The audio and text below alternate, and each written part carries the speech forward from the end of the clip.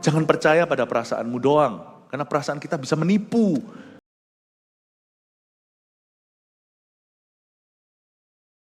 Terima kasih Engkau sudah menjaga, memelihara kami dari minggu ke minggu, dari ke hari ke hari. Kau tidak pernah, ya Tuhan Yesus, melalaikan, ya Tuhan Yesus, setiap kebutuhan anak-anak-Mu. Terima kasih Tuhan, Gembala Agung, Kau kucinta, kami mengasihi-Mu dengan segenap hati kami. Terima kasih Tuhan untuk pribadi-Mu. Terimalah penyembahan kami, terimalah persembahan kami mempersembahkan hidup kami sekali lagi di altar-Mu, untuk Kau pakai, untuk Kau urapi, bahkan untuk Kau pulihkan. Terima kasih Tuhan, sampaikan sabda-Mu yang begitu indah, melalui hamba-Mu ya Tuhan Yesus, beri kemampuan untuk berbicara, sembunyikan hamba senantiasa di balik salib Yesus, agar jemaat selalu memandang Kristus, bertumbuh dan berbuah. Terima kasih Tuhan, aku berdoa supaya firman hari ini menjadi jawaban khususnya bagi pergumulan kami. Terima kasih Tuhan, dalam nama Yesus kami berdoa. Amin, haleluya. Berikan tepuk tangan untuk Tuhan Yesus, glory to God. Sebelum Anda duduk ya, saya ajak kita untuk sungguh-sungguh salami seseorang dari hati, tapi tunggu instruksi. Tidak semua orang datang ke gereja itu fine-fine saja loh, tahu enggak? Kita semua mempresentasikan terbaik. Itu bukan munafik, tapi kita datang ke hadirat Tuhan itu ke gereja juga kita dress up, kita berpakaian yang bagus, rapi, karena kita mau beribadah. Tetapi hati orang itu bisa hancur, jiwanya bisa rapuh. Tak sedikit di antara kita yang gak suka pada dirinya sendiri. Tapi I want you to feel loved first of all. You know you're accepted, diterima Tuhan, apa adanya, tapi dosanya harus pergi. Tuhan akan memberimu dan memberiku kekuatan untuk bisa meninggalkan kebiasaan buruk kita, tabiat kita. Tuhan menerima kita bukan dosanya harus dibuang. Tapi kita perlu merasa dikasihi dulu, karena kasih karunia yang memberi kita kekuatan dan kuasa untuk berkata tidak pada hawa nafsu. So you need to feel loved, you see, because you are truly loved. Kita semua perlu merasa dicintai, karena memang begitu faktanya. Anda itu dikasihi. Wong Yesus sudah mati di Kalvari, terlambat kalau nggak percaya. Saya ingin Anda untuk lihat seseorang dan katakan, someone loves you, katakan Jesus loves you ya, Yesus mengasihimu, silahkan.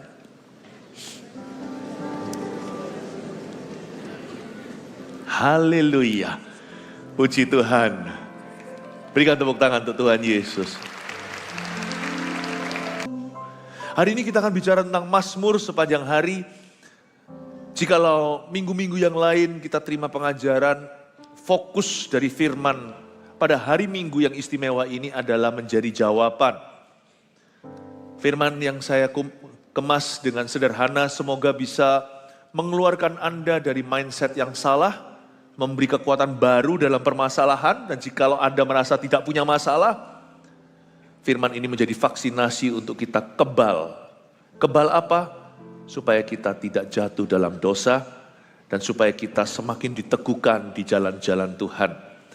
Seharian, Mazmur yang mana untuk Anda pilih, coba di kebaktian yang mana. Saya percaya Anda tidak kebetulan datang di ibadah ini. Dan ibadah yang lain tolong didengarkan juga, masih ada sisa ibadah 3 kali, bawa jiwa Anda bisa datang kembali. Karena saya percaya ada satu orang yang akan mengalami pertolongan Tuhan di rumah Tuhan, jikalau Anda membawanya kemari. Kebaktian yang kedua, judulnya Mazmur untuk orang yang frustrasi dengan dirinya. Buka dulu dengan saya, Mazmur 13 yang barusan kita nyanyikan lagunya, ayat 1 sampai ayat yang ke-6. Mazmur untuk orang yang frustrasi dengan dirinya. Di Alkitab kita, di Lembaga Alkitab Indonesia dituliskan judulnya doa kepercayaan. Aku mau percaya karena kasih setiamu. Ayat 1, untuk pemimpin biduan, Mazmur Daud. Berapa lama lagi Tuhan, kau lupakan aku terus menerus? Berapa lama lagi kau sembunyikan wajahmu terhadap aku? Berapa lama lagi aku harus menaruh kekhawatiran dalam diriku dan bersedih hati sepanjang hari? Berapa lama lagi musuhku meninggikan diri atasku? Pandanglah kiranya, jawablah aku ya Tuhan Allahku. Buatlah mataku bercahaya, supaya jangan aku tertidur dan mati. Supaya musuhku jangan berkata, aku telah mengalahkan dia. Dan lawan-lawanku bersorak-sorak apabila aku goyah. Tetapi aku, kepada kasih setiamu aku percaya. Hatiku bersorak-sorak karena penyelamatanmu.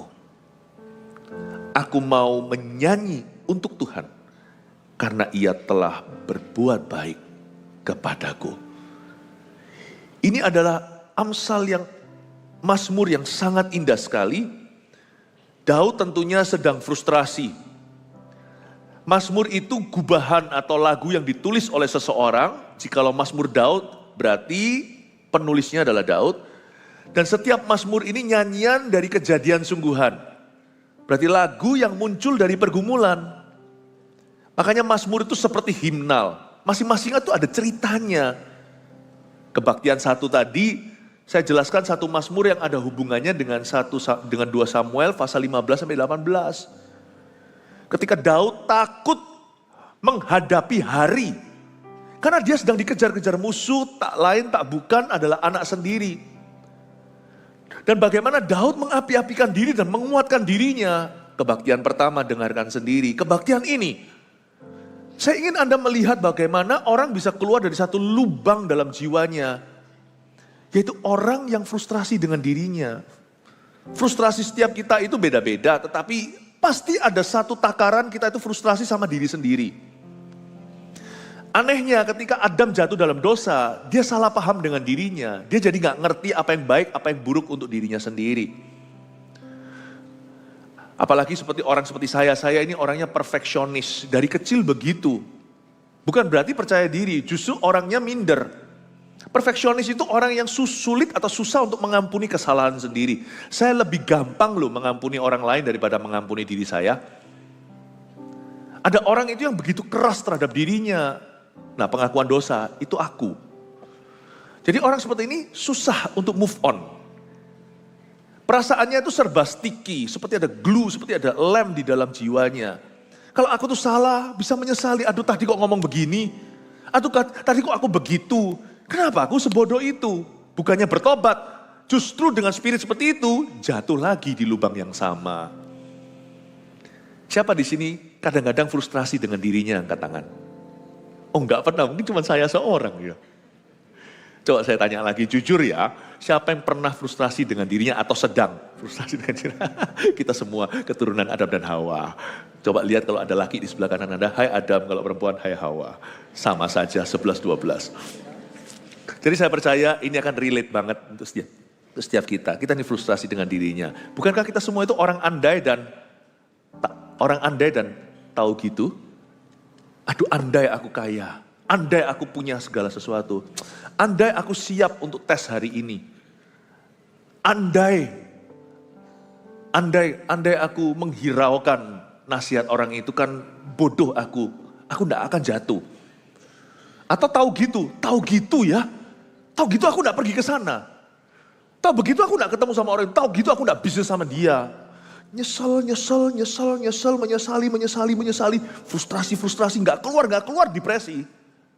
Stres sendiri, karena di dalam sini ada satu kubangan, ada satu pusaran dalam jiwa yang nggak bisa keluar, muter-muter di dirinya sendiri, muter-muter terus. Firman Tuhan pun nggak mempan, siapapun ngomong apa juga lalu lalang, karena kita nggak merasa itu bisa menolong kita, karena kita hidup dalam penyesalan, selalu hidup di masa lalu dan nggak bisa maju, nggak bisa mikir masa depan. Orang yang frustrasi dengan dirinya itu adalah lubang hitam. Sekali masuk di sana, tak ada yang bisa survive, tak ada yang bisa selamat. Itu suatu lubang kegilaan. Saya ngerti itu, karena saya dulu juga orang waktu saya masih belasan tahun, saya jadi orang yang sangat depresi, bahkan 3 kali berusaha bunuh diri. Jadi saya mengerti apa yang saya ajarkan ini, karena ini juga sesuatu yang sangat membebaskan aku. Saya rindu untuk mengajarkan sesuatu yang bisa memberimu liberty. Liberty ini bukan patung Amerika di New York itu. Liberty ini kemerdekaan dalam jiwamu. Jikalau anak manusia memerdekakanmu, kamu sungguh-sungguh merdeka. Saya memberikan pada Anda pesangon. kepada kita semua suatu tool atau suatu alat untuk kita selalu keluar dari lubang tersebut dan menjadi pemenang. Saya ingin kita untuk bisa menerima diri kita, bukan menerima diri kita artinya kalau sini LGBT lalu aku terima, memang aku ditakdirkan begitu, ngawur, itu sesat. Menerima diri itu bukan menerima dosa. Menerima diri itu artinya aku mau berproses dengan Tuhan dan aku tahu aku masih belum sempurna, Tuhan akan menyempurnakan aku. Aku tahu dia mengasihi aku bersuka cita karena dia menerima aku.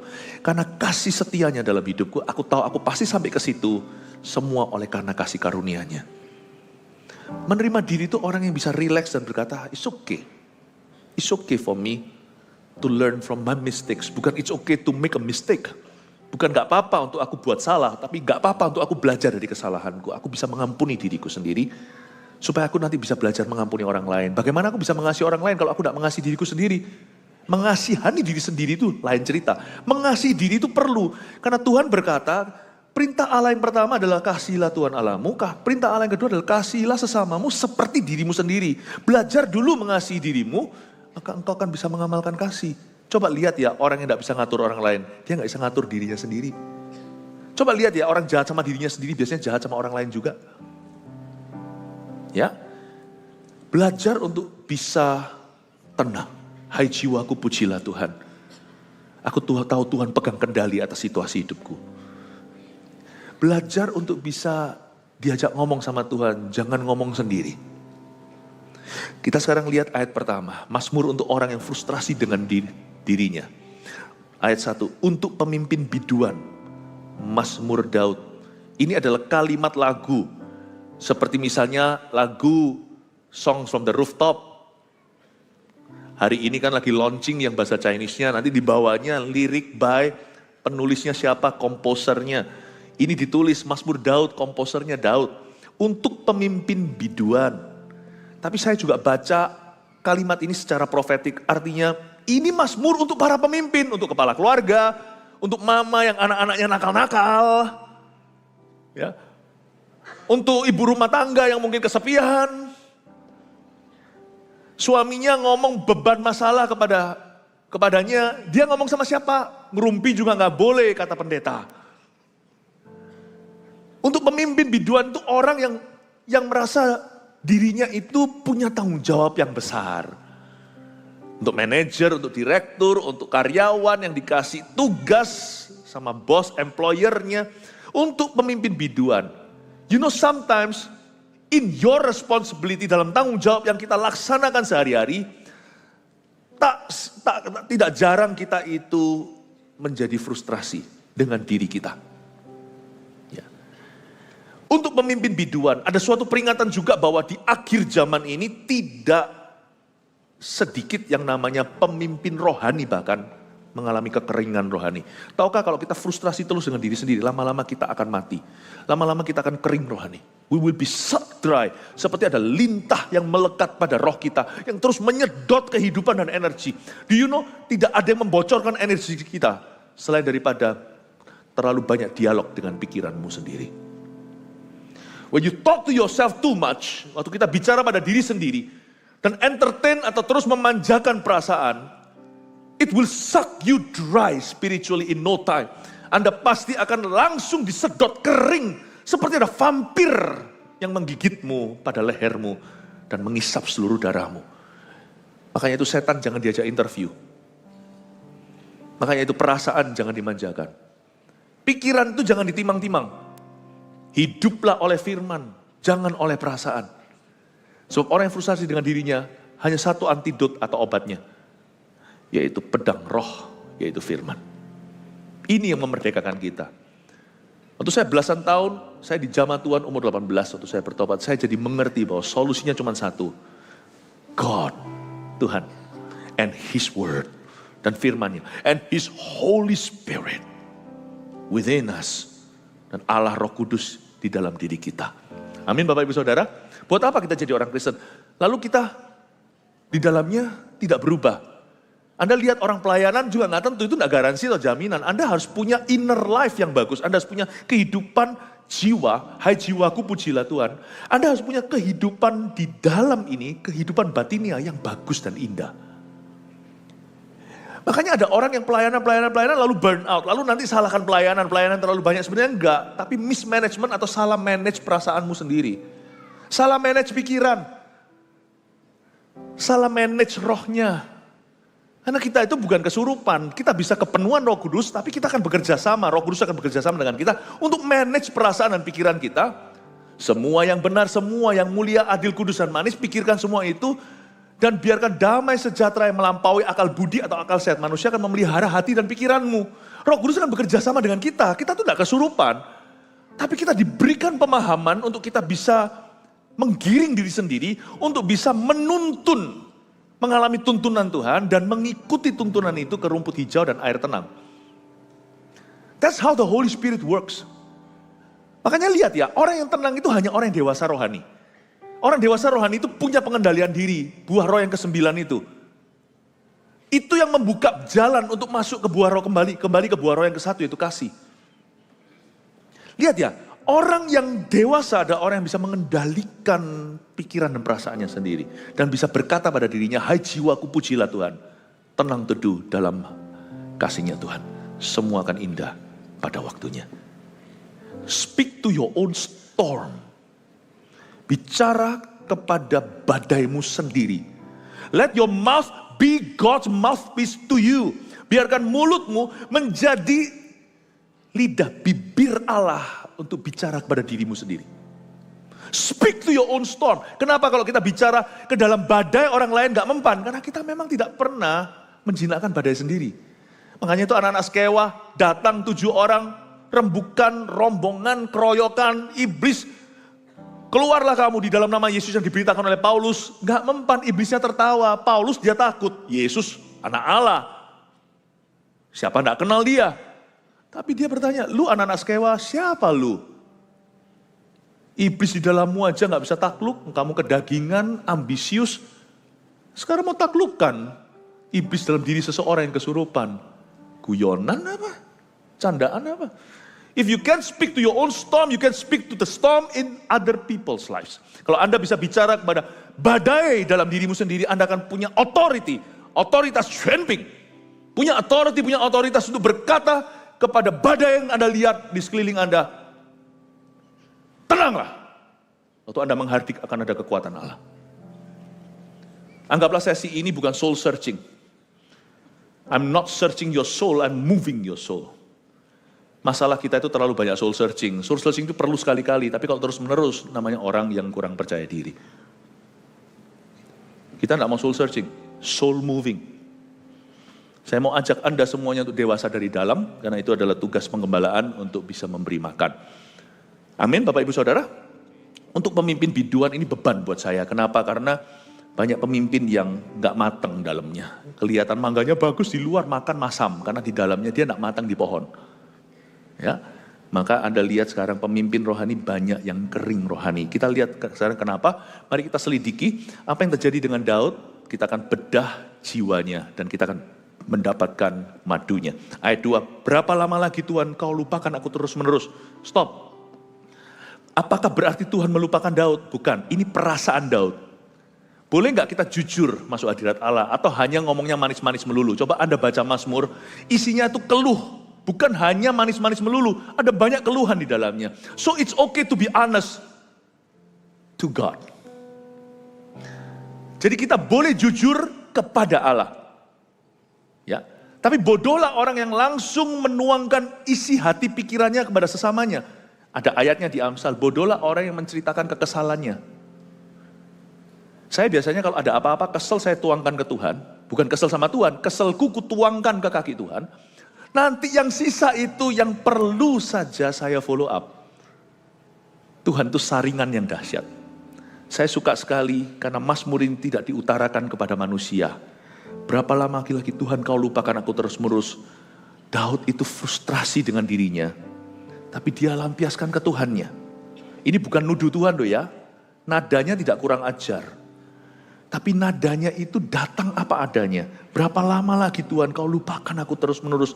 Again, even a man after God's own heart seperti Daud, seorang yang hatinya berkenan. Sekali-kali bisa tanya begini, dan ini jadi ayat firman, berarti Tuhan gak apa-apa loh, Tuhan tuh gak tersinggungan. Dia berkata, berapa lama lagi Tuhan kau lupakan aku terus menerus? Daud tidak menuduh Tuhan. Ini hanya perasaan dia sejujurnya, Tuhan, aku rasa engkau lupa sama aku. Where are you? Kau di mana di hidupku di titik ini, Tuhan? Orang sekali berdaud masih bisa tanya begini, apalagi you and me. Tapi kalau seluruh isi Mazmur 150 isinya semua begitu, something wrong with you. Ada orang itu 15 tahun ikut Tuhan, isinya gitu tiap hari, cuma berapa lama kau lupakan aku terus menerus. Lama-lama menurut saya bukan curhat ya, lama-lama saya rasa dia nuding Tuhan ya. Paham ya? Ini perasaan yang jujur.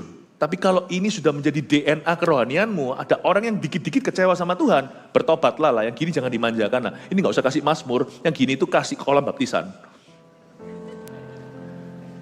Ya mungkin waktu dicelupkan semua masuk, hatinya masih di luar. Atau waktu dimasukkan mulutnya masih keluar. Ya. Bapak ibu saudara, it's okay to be honest with God. But it's not okay to make this your lifestyle. Untuk jadikan ini lifestyle gaya hidupmu. Ya. Dan Daud aja bisa tanya kayak begini. Where are you? Have you forgotten me? 主啊，你忘记了我吗？ Tuhan, kau sudah lupa ya sama saya. Ini perasaan oke, bukan berarti Tuhan lupa. Ini perasaan Daud, Tuhan tidak tegur dia. Ini perasaanmu, aku hargai itu, tapi faktanya beda. Kita lihat sekarang ayat 2b. Berapa lama lagi Tuhan kau lupakan aku terus menerus? Berapa lama lagi kau sembunyikan wajahmu terhadap aku? Masa si Tuhan sembunyikan wajahnya? Enggak lah. Dengan kata lain, di ayat 2b ini Daud mengeluh, Tuhan, I cannot feel you. Aku enggak bisa merasakan hadiratmu. Bahasa kerennya hari ini itu seperti, Pastor Philip, kenapa ya? Aku sekarang kok enggak bisa merasakan hadirat Tuhan ya? Waktu aku memuji menyembah atau waktu aku di gereja. Lain cerita, waktu dulu aku baru lahir baru itu langsung baru nyanyi langsung nangis. Apalagi sekarang kalau aku lagi saat teduh doa sendiri gitu rasanya itu lebih susah. Kalau di gereja lebih gampang. Karena terbawa suasana. Kalau sendirian gitu tuh rasanya kok nganggur ya. Krik krik krik krik krik hampa. Kenapa kok garing ya? Anda enggak sendirian. Daud juga merasakan demikian. Berapa lama lagi kau sembunyikan wajahmu terhadap aku, itu adalah bahasa perjanjian lama. Bahasa perjanjian barunya itu, I cannot feel your presence God. Kenapa aku tidak bisa merasakan hadiratmu? Tapi gini ya, dari ayat 2 ini aja saya bisa menarik kesimpulan bahwa perasaan kita itu penting ya. Tapi dia bukan segala-galanya loh, ingat loh ya. Perasaan kita itu penting namun dia bukan takaran kebenaran. Makanya jangan manjakan perasaan atau jangan ikuti perasaan. Pastor Philip, saya tidak berhalakan perasaan saya, malah justru saya gak suka perasaan saya. Oke, kalau gitu jangan diikuti. Tapi ada orang yang berhalakan perasaannya. Kalau aku gak merasakan Tuhan, berarti Tuhan gak hadir. Lah, berarti kan kita bayi, coba lihat bayi. Mamanya keluar sebentar aja, padahal mamanya keluar ambil susu.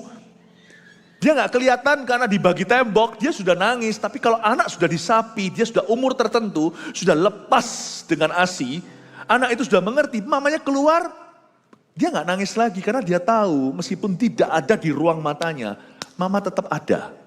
Sekalipun Anda gak bisa merasa, Tuhan tetap ada. Jadi jangan Anda dan saya menilai orang lain, waktu kita di CG nyanyi-nyanyi, wah CG ini gak ada hadirat Allah.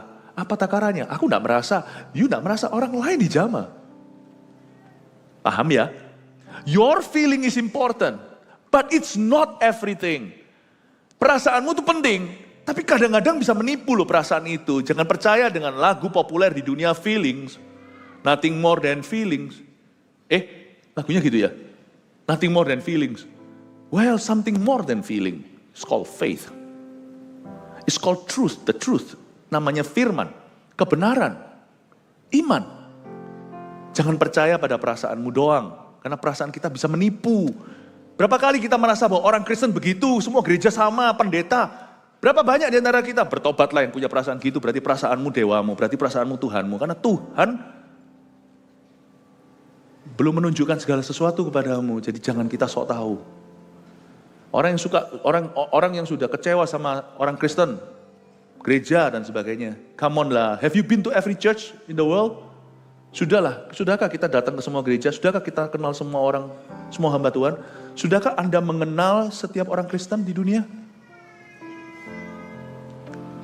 Orang bisnis aja lebih pinter. Bisnis gagal, dia bisnis lagi sampai dia berhasil. Kita sekali dikecewakan oleh orang Kristen, udah ogah-ogahan. Kok begitu ya? Kalau demi uang kita berani coba, demi Tuhan kita berhenti di tengah. Menunjukkan pada kita siapa dewanya. Your feeling is not your everything. Perasaan kita itu bukanlah, kadang-kadang jangankan kebenaran, itu jelas enggak. Hidup itu harus oleh iman, bukan oleh perasaan. Tapi perasaan kita juga kadang-kadang bukan realita. Kadang-kadang bukan fakta. Lanjut lagi di ayat 3. Siapa yang masih bisa ikuti sama saya? Ya, siapa yang diberkati Tuhan? Praise the Lord, puji Tuhan ya. Haleluya. Kasih tepuk tangan untuk Roh Kudus yang selalu mengajari kita. Sebelum kita lanjut, bilang sama kanan kirinya, Jesus loves you. Ya, haleluya. Ayat 3. Berapa lama lagi aku harus menaruh kekhawatiran dalam diriku dan bersedih hati sepanjang hari. Berapa lama lagi musuhku meninggikan diri atasku. Kelihatan ini orang frustrasi. Coba lihat dari 2 ayat aja berapa pertanyaan dia lontarkan. Tapi saya bagi frustrasinya jadi 3. Ini seringkali mewakili frustrasi kita. Berapa lama lagi pertama dia utarakan ke Tuhan, kau lupakan aku. Lalu ayat 3, berapa lama lagi aku harus menaruh kekhawatiran dalam diriku. Frustrasi pertama dia tujukan pada Tuhan. Frustrasi kedua dia tujukan pada dirinya sendiri. Berapa lama lagi aku harus menaruh kekhawatiran dalam diriku dan bersedih hati sepanjang hari. Lalu yang ketiga, berapa lama lagi musuhku meninggikan diri atasku. Aku gak terima Tuhan dikata-katai begitu. Coba lihat waktu aku jatuh, berapa banyak yang ketawa, rival-rivalku. Padahal aku gak salah di hadapanmu. Aku apa saja, sekali-kali orang kan pasti pernah mengalami hari mujur, ada juga yang mengalami hari yang malang. Kebetulan waktu aku jatuh, kenapa musuh-musuhku tertawa? Bahkan yang menertawakan aku adalah sahabat-sahabatku yang dulu pernah aku tolong. Aduh, di hatiku lus-lus dada rasanya, mereka kok begitu? Kok tega? Dulu waktu susah aku menolong mereka. Sekarang aku susah, mereka ketawa. Jadi frustrasi itu bisa komplikasi. Bisa diutarakan pada Allah, tapi bisa juga terhadap diri sendiri, tapi juga bisa semakin diperkeruh waktu kita melihat respon orang lain terhadap kita. Jadi frustrasi yang ketiga adalah frustrasi yang dikarenakan musuh-musuhnya. Atau perkataan orang itu bisa jahat loh. Kata-kata orang itu tidak seberapa waktu kita jaya, tapi waktu kita berada di arus bawah, mereka ngomong sesuatu itu sakitnya. Kebaktian tadi kan saya jelaskan gimana Daud itu sampai terusir dari rumahnya sendiri, istana. Itu masa-masa itu sangat vulnerable. Kita tidak bisa nuntut orang kuat selalu.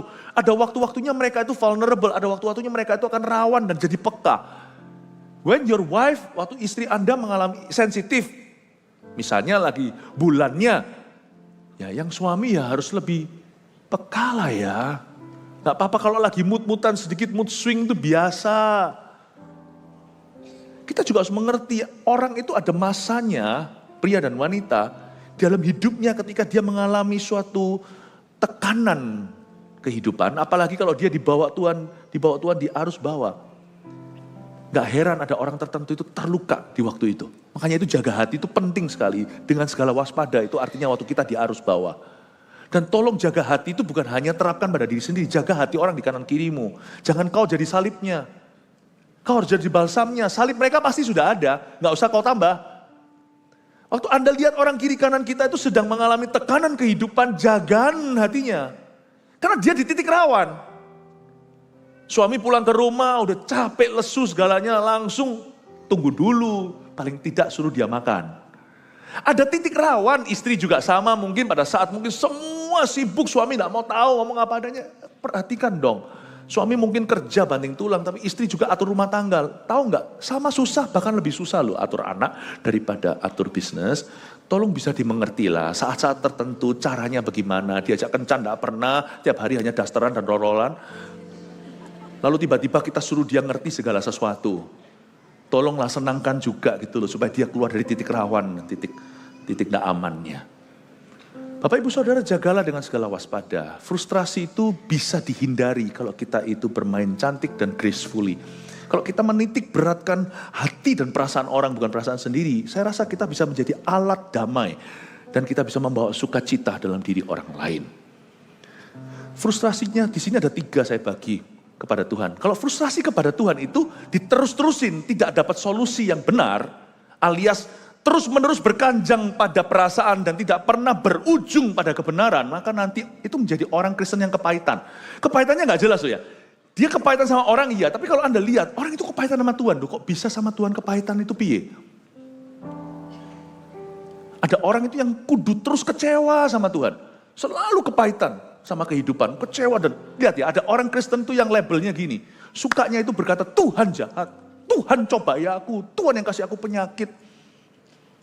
Tuhan tidak dengarkan doa, tapi dia mau tinggalkan Tuhan juga nggak berani karena dia tahu ada neraka. Jadi dia itu betul-betul adalah makhluk gentayangan, sorga kagak, neraka tak rela. Ada orang yang tipe gitu ya. Karena lihat nggak orang Kristen yang suka terus marah-marah sama Tuhan, marah ngamuk-ngamuk. Itu sebenarnya menurut saya orang itu bukan ngamuk sama Tuhan, dia ngamuk sama dirinya sendiri. Cuma dia nggak sadari, dia itu frustasi sama dirinya dan dia jadikan Tuhan tumbalnya. Bodoh lah orang yang begitu. Kenapa? Tuhan itu justru obatnya, kok kau jadikan tumbalnya. Do not sacrifice God. He's your only hope when all things fail. Jangan kau korbankan Tuhan, karena dia satu-satunya harapan ketika semua orang meninggalkanmu. Dialah satu-satunya ketika semua gagal. Biarpun gunung-gunung beranjak dan bukit-bukit bergoyang, namun kasih setiamu tak akan beranjak daripadaku. Firman Tuhan yang mengasihi aku. Amin Bapak Ibu. Jangan. Jadi caranya gimana kalau kita lagi frustrasi kepada Tuhan, kita harus akhirnya berakhir mendarat, berlabuh pada kebenaran tentang karakternya. Kita harus mendarat ujung-ujungnya pada janjinya. Tapi kalau kita frustrasi sama diri sendiri, kalau itu tidak ada jalan keluarnya, ini bahaya. Disinilah masuk stres, depresi, bipolar, segalanya. Karena waktu kita berputar-putar di sini ada pusaran tidak keluar, itu jadi penyakit. Tanya dokter. Dokter tidak bisa membuktikan mungkin, tetapi tidak akan menyangkali bahwa psikis, penyakit psikis itu bisa berujung penyakit jasmani. Coba lihat ya, kadang-kadang kalau dokter yang bijaksana kan memberitahu, tidak cuma gini-gini, lifestyle-mu harus berubah juga, jangan cuma main antibiotik, obat-obatan. Ayo kurangi stres, mungkin mestinya ada orang yang gimana, tiroid dan sebagainya. Saya bukan dokter ya, tanya sendiri, tapi saya kasih contoh aja misalnya, hidup Anda harus bisa manage stresnya sendiri. Saya bisa ngasih Anda pil tidur supaya Anda tenang. Tapi yang membuat Anda tidak bisa tidur itu dokter tidak bisa. Itu Anda harus bisa manage sendiri. Nah orang di luar Tuhan tidak punya pegangan. Mereka hanya punya positive thinking. Tapi di dalam Tuhan kita punya kuasa kehidupan. Nah itu yang kita praktekkan. Inilah kelebihan orang Kristen. Karena orang-orang yang tidak punya Tuhan berakhir paling maksimal sampai ke tangan psikiatris. Hanya bisa jamah sampai kepada jiwanya. Tapi manusia rohnya mati. Tapi kita yang punya manusia roh dihidupkan oleh Roh Kudus. Kita punya kuasa kehidupan. Tidak berakhir di psikiatris tapi sampai penggembalaan. Tuhan gembalaku tak akan kekurangan aku. Aku akan nyampe aku ke rumput hijau air tenang itu. Tuhan akan mengubah cara pandang kita. Terjadi paradigm shift atau pergeseran paradigma. Kalau dahulu saya selalu iri, itu membuat penyakit di dalam diriku. Gara-gara iriku aku jadi ambisi, jadi terburu-buru. Sehingga jadi orang yang tidak pernah happy. Akhirnya aku jatuh sakit, pertama-tama stres dulu. Lalu rumah tanggaku gak keruan, semakin begitu semakin aku tidak sehat. Gaya hidupnya semakin sakit dan sebagainya. Tapi Tuhan bisa mengubah cara pandang kita. Dulu kita selalu iri dengan rumput tetangga yang nampaknya lebih hijau. Sekarang saya bisa tertawa dan berkata gak apa-apa sana lebih hijau. Soalnya water bill-nya juga lebih tinggi. Tagihan airnya juga lebih tinggi gitu. Saya bisa ketawa untuk nasib saya yang kurang mujur seperti tetangga saya. Saya bisa bersyukur Tuhan adalah gembalaku. Aku tidak kekurangan apa-apa kok. I'm fine, thank you. Jangan cuma basa-basi kalau ditanya how are you? Yes, I'm are you. Salah itu. How are you itu jawabannya I'm fine, thank you. Are you really fine?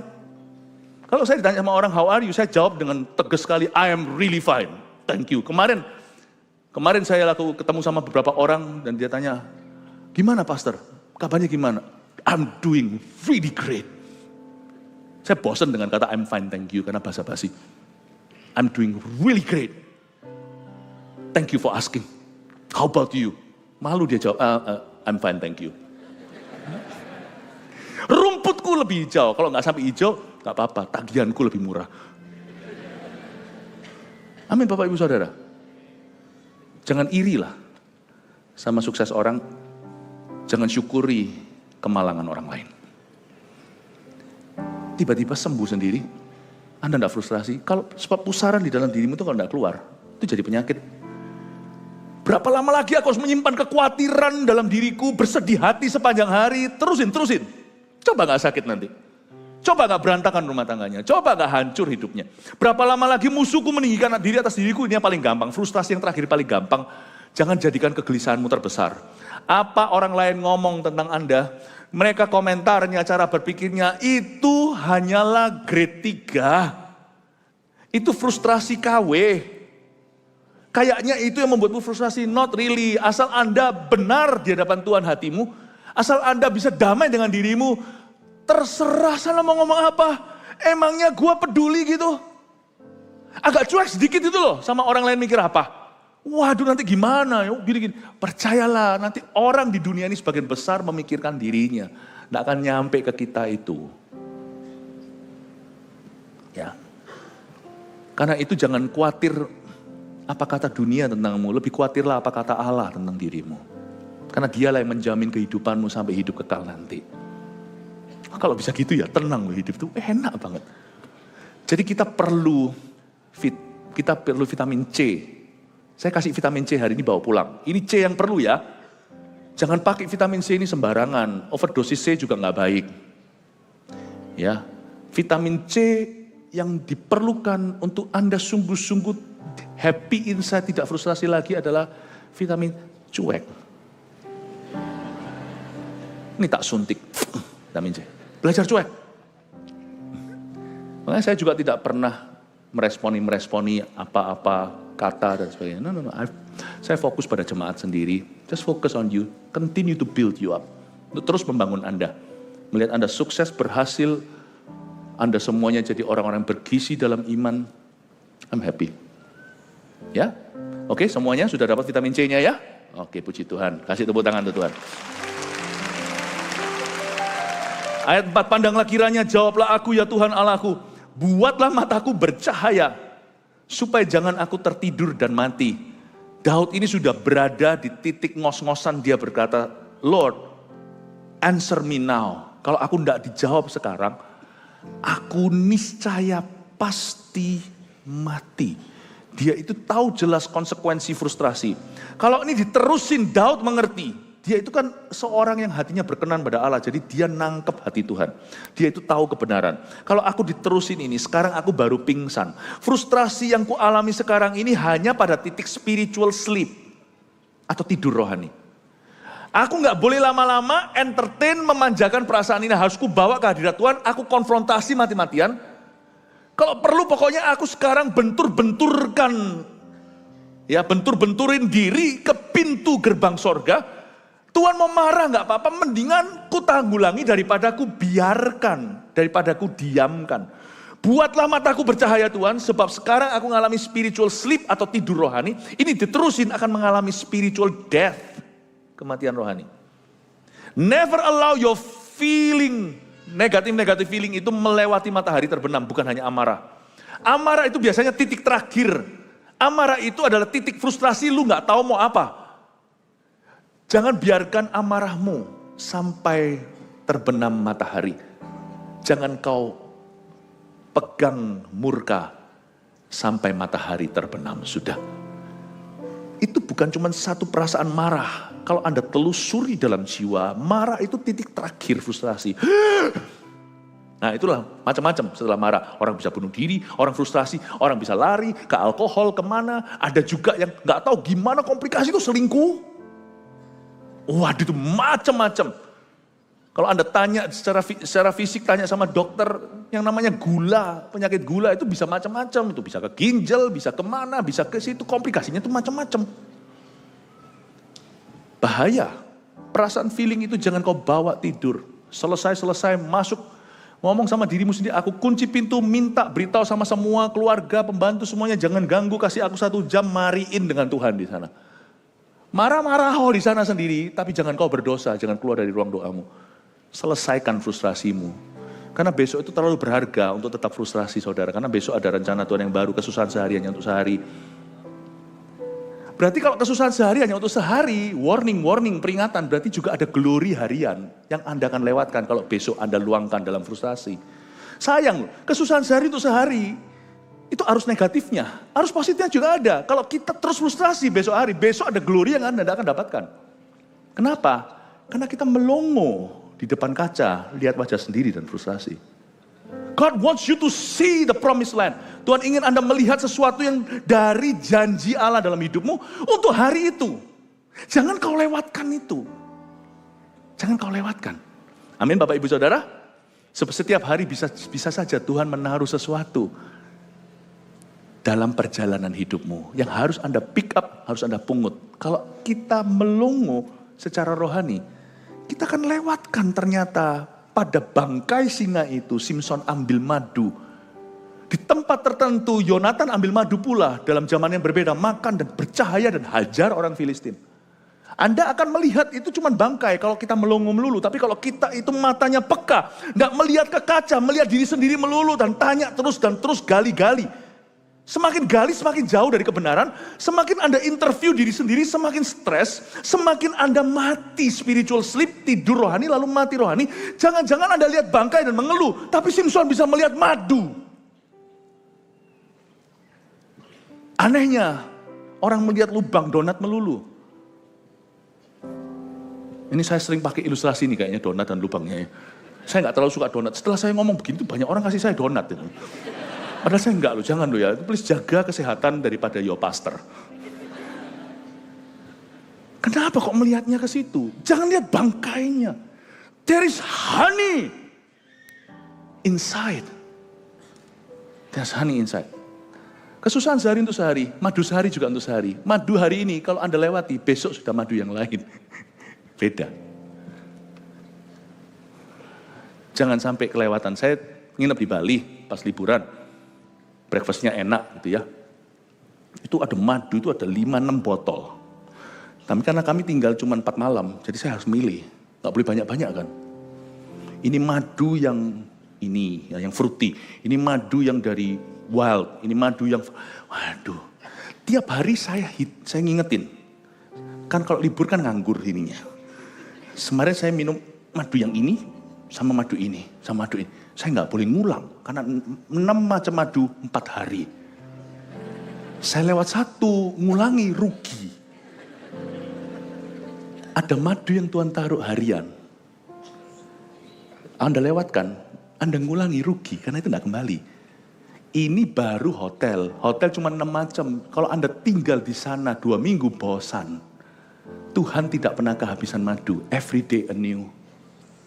Setiap hari baru. Lewatkan hari Senin, Selasa madumu. Jangan kangen yang Senin. Ada sesuatu yang hilang di hidupmu. Karena itu jangan kau frustrasi. Anda tidak perlu tahu segala sesuatu tentang dirimu. Jangan gali-gali. Ada satu orang yang saya kurang kenal. Tapi selama saya mengenal Tuhan tiap hari, gak apa-apa sih saya kurang kenal dia. Orang yang kurang saya kenal itu adalah diri saya sendiri. Gak apa-apa. Mungkin nanti ujungnya suatu hari ketika masuk ke surga saya baru kenal, oh aku itu begini begitu. Jangan lihat saya seolah-olah saya gila, saya ini waras. Anda sama-sama enggak warasnya. Sama-sama juga enggak terlalu kenal dirinya. Kan kita kadang-kadang enggak tahu kapan yang menyulut kita kan, kita ngomong-ngomong gitu misalnya di dalam keluarga, tiba-tiba terus kita ngamuk gitu. Terus tiba-tiba baru sadar diingatkan sama pasangan, gitu aja emosi, iya ya. Kita aja enggak ngerti apa yang menyulut kita. Enggak usah gali lah ya. Tambah gali, tambah gila. Mendingan percaya, aku mau percaya. Karena kasih setiamu. Hatiku bersorak karena penyelamatanmu.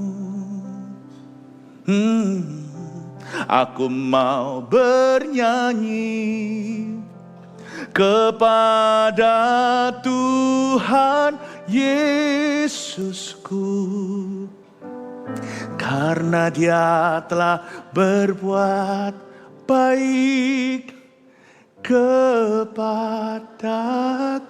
Ini saya juga mulai kenal saya ternyata lumayan bisa nyanyi. Glory to God, not to me. Canda-canda saudara ya. Ayat yang ke-5. Supaya musuhku jangan berkata, aku telah mengalahkan dia. Buatlah mataku bercahaya, ayat 4 tadi. Aku telah mengalahkan dia, supaya musuhku jangan berkata begitu. Dan lawan-lawanku bersorak-sorak apabila aku goyah. Coba lihat ayat 5, jadi ada satu driving force-nya David. Daud itu punya satu motivasi yang legal, yang sah di mata Tuhan, meskipun bukan motivasi yang paling mulia. It's okay untuk punya motivasi begini.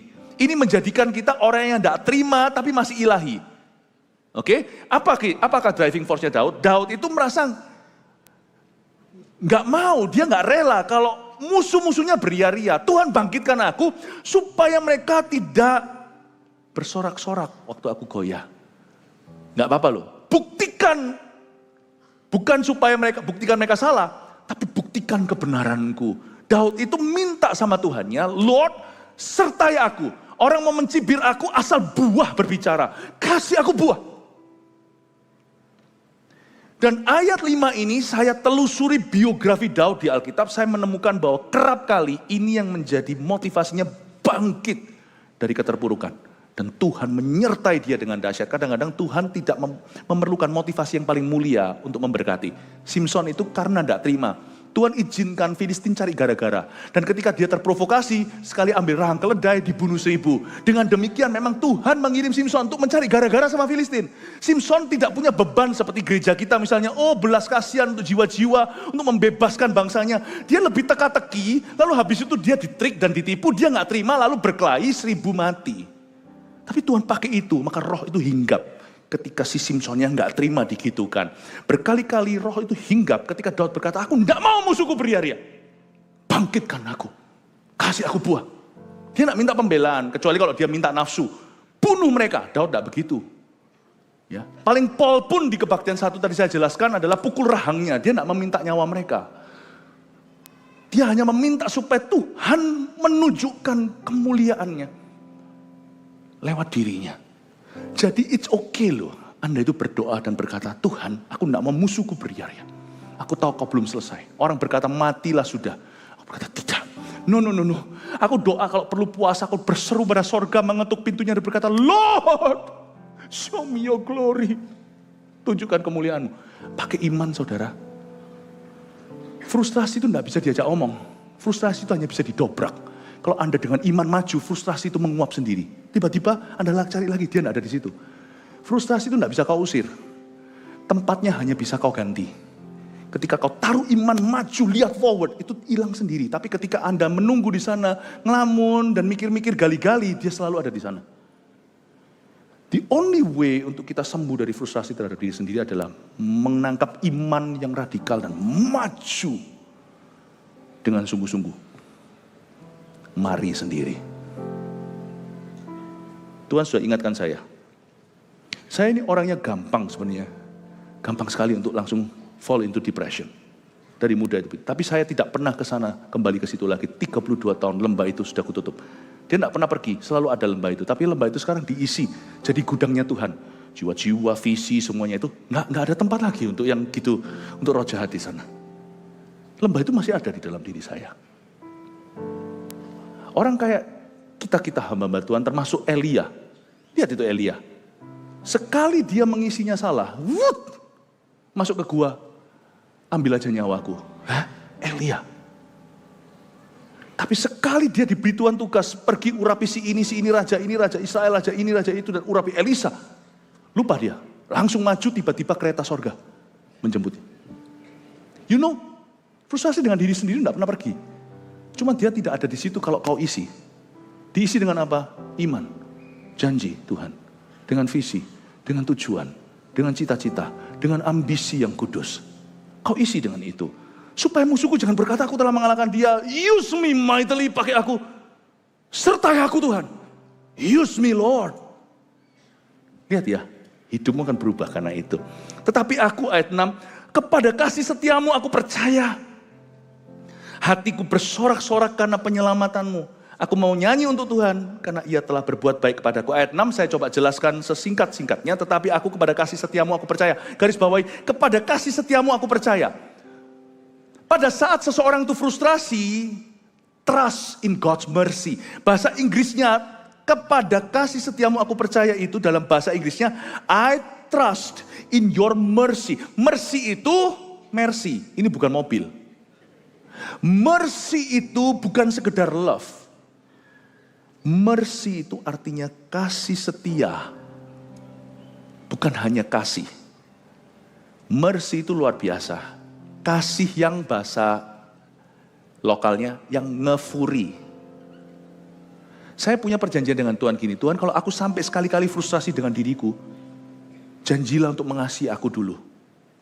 Hukum aku nanti.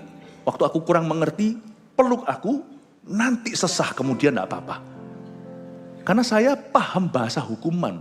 Dari kecil saya kerap kali dihukum, bukan oleh orang tua. Umur 6 tahun di Taiwan saya sekolah itu sudah dicambuki sama sapu. Dulu saya marah, sekarang saya mengerti. Ketika saya sendiri pun jadi guru. Kalau dapat murid senakal aku, lumayan masih dapat sapu. Saya selalu tiap hari ke sekolah itu saya dihukum. Waktu saya sekolah di Taiwan itu keras loh. Mereka semua teman-teman saya pakai lidi, saya pakai sapu. Saya double porsi. Karena teman-teman lain kena lidi, ada yang satu begini, diangkat gini aja, udah nangis umur waktu kelas 1. Saya dikasih pecut, saya liatin dia.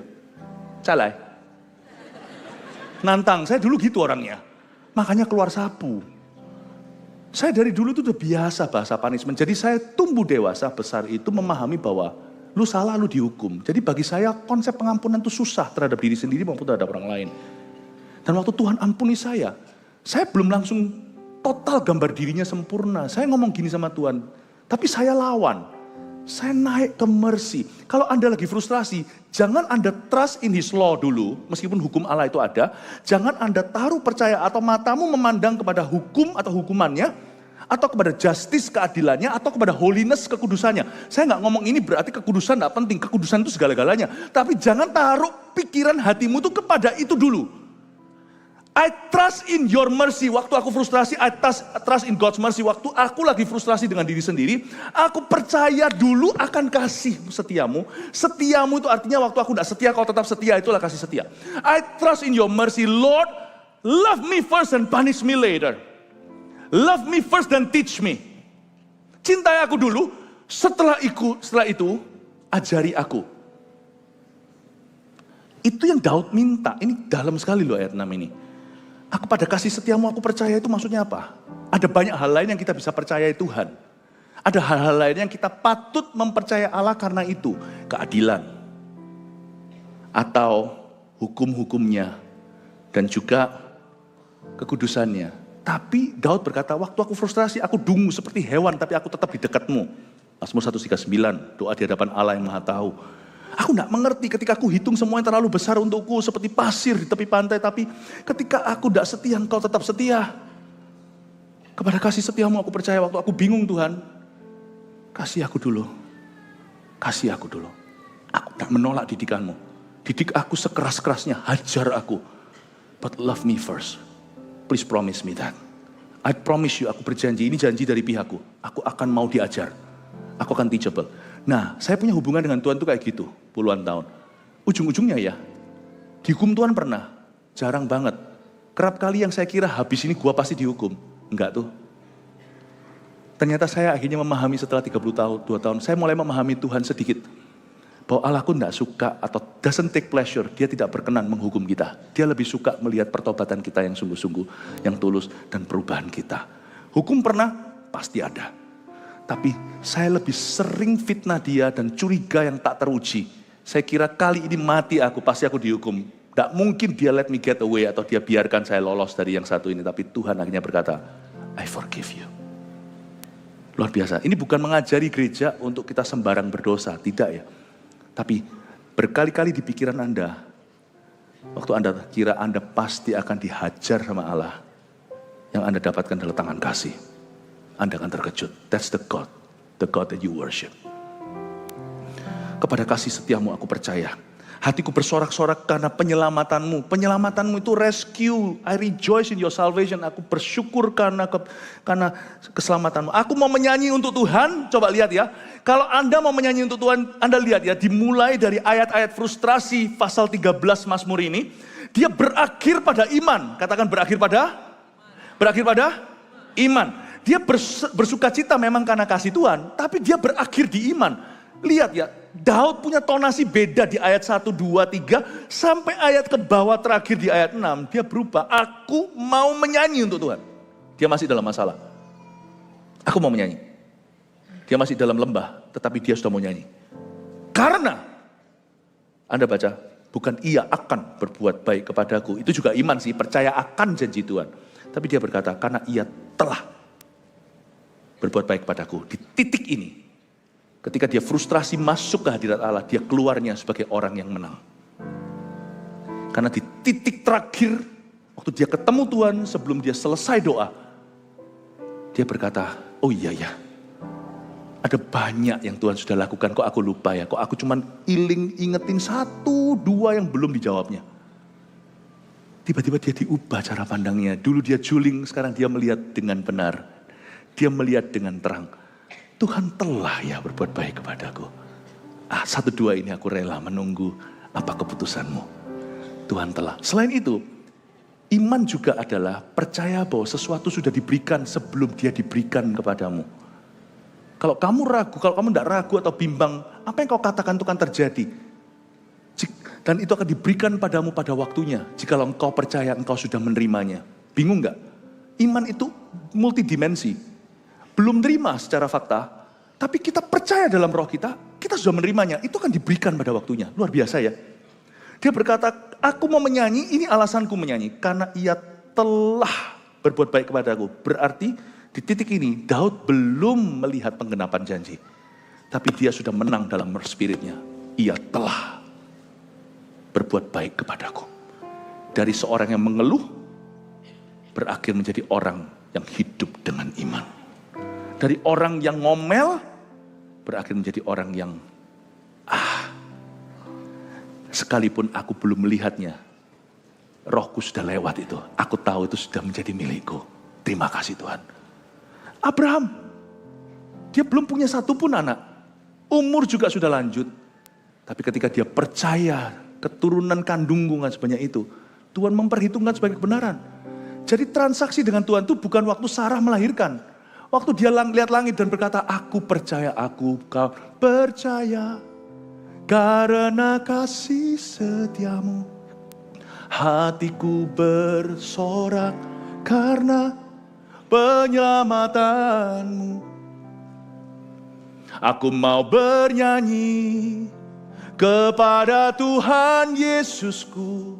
Jangan salah nyanyi ya. Karena dia bukan akan, bukan dia akan. Karena dia telah berbuat baik kepadaku. Saya suka waktu kita nonton bioskop gitu. Anda sadari nggak? Anda perhatikan nggak? Bioskop Studio 2 telah dimulai. Itu mantap telahnya. Itu telahnya telak sekali. Itu kalau menang telak. Maka ini penonton Studio 1 telah dimulai. Itu kalau di airport itu yang bagus cing cui. Attention please, cing cui semua seperti orang mau dicolok gitu. Ayo lihat, perhatikan. Saya suka sekali kalau orang itu beriman jangan tanggung. Jangan berkata mana itu bukan iman. Telah itu iman. Tapi belum hidup di dimensi mana? Anda mau hidup dalam dimensi daging atau dimensi roh? Abraham hidup dalam dimensi roh, menurunkan Ishak sampai Mesias. Daging keluarnya adalah Ismail. Anda mau dalam dimensi apa? Saya mau jadi orang yang beriman. Aku mau percaya karena Tuhan telah mengatakannya. Aku belum melihatnya, tapi aku sudah percaya bersorak-sorak karena kasih setianya. Ya? Katakan pada orang kanan kirinya, gaya bioskop. Begini. Janji Tuhan, ngomong sama kiri kanannya, telah dimulai. Tapi tolong jangan disemprot ya. Haleluya, 3 poin sini munculkan. 1, kita akan review. Nomor pertama, apa yang kita telah pelajari, Mazmur untuk orang yang frustrasi dengan dirinya. 1, perasaan kita penting, namun tidak tentu adalah fakta atau kebenaran. Lock it in, dikunci itu. Itu sudah gak usah ditawar, negosiasi, ini harga mati. Oke, 2. Udah dikeluarin semua 3. Ya ini, terus menyelidiki diri, buat hati semakin stres dan jauh dari Tuhan. Jangan gali, siapa yang semakin gali akan semakin gila. 3, bersukacitalah karena kasih Tuhan. Tidak ada alasan bersuka cita, hukum aku cacat, kekudusan aku jatuh. Keadilan mungkin tidak tahu apa itu adil, mungkin yang adil adalah aku dihukum. Bersuka cita kalau Anda tidak tahu mau bersuka cita karena apa, bergembiralah karena Dia mengasihimu. Mulai dengan itu Anda pasti berakhir bagus. Meskipun mungkin sekali-kali perlu diproses Tuhan, didisiplin dengan keras, tidak apa-apa. Anda mulai dengan bersuka cita karena kasih Tuhan, Anda pasti nyampe ke tujuannya. Dan hiduplah oleh iman. Telah dimulai. God bless you. Jemaat yang kasih Tuhan, pulanglah membawa berkat dari Allah Bapa, Putra, dan Roh Kudus di dalam nama Tuhan Yesus. Haleluya. Amin. Selamat siang. Terima kasih.